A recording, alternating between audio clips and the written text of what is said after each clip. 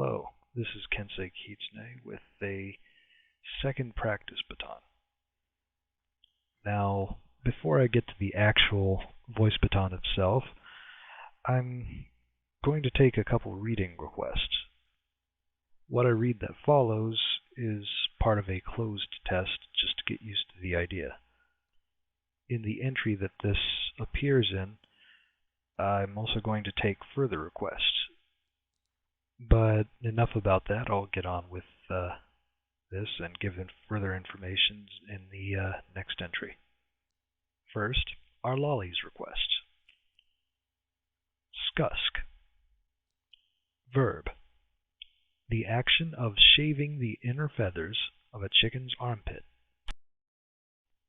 Kumquat. Noun. Etymology Chinese.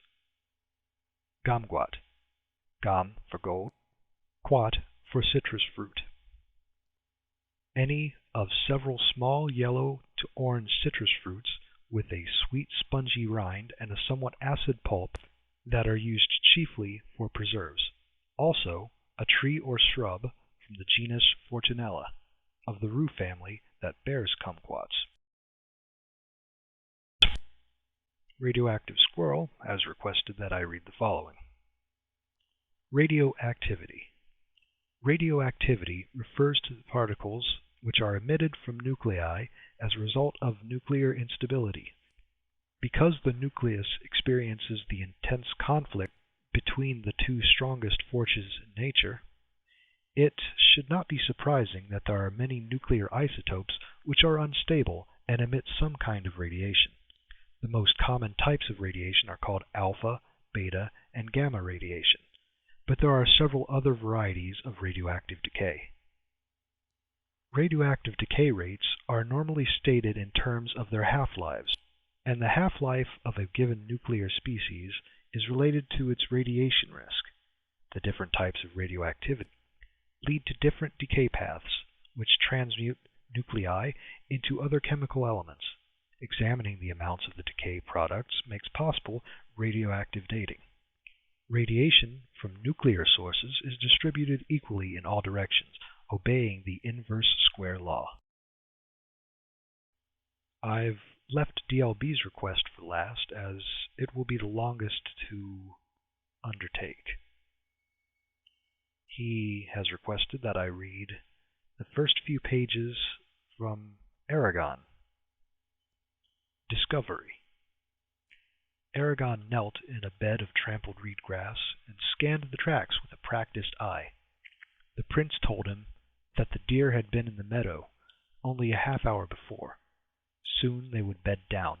His target, a small doe with a pronounced limp in her left forefoot, was still with the herd. He was amazed she had made it so far without a wolf or a bear catching her. The sky was clear and dark, and a slight breeze stirred the air.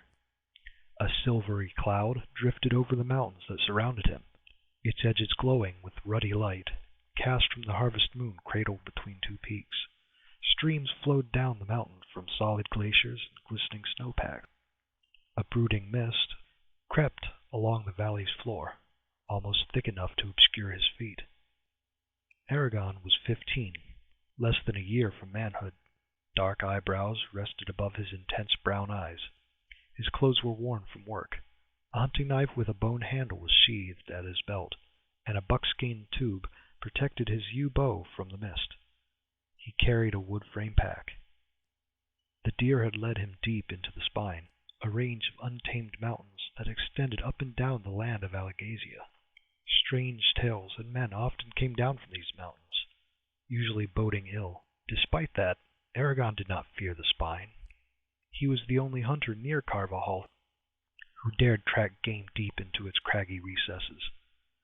It was the third night of the hunt, and his food was half gone. If he did not fell the doe, he would be forced to return home empty-handed. His family needed the meat for the rapidly approaching winter, and could not afford to buy in Carvajal. Eragon stood with quiet assurance in the dusky moonlight, then strode into the forest toward a glen where he was sure the deer would rest. The trees blocked the sky from view and cast feathery shadows on the ground.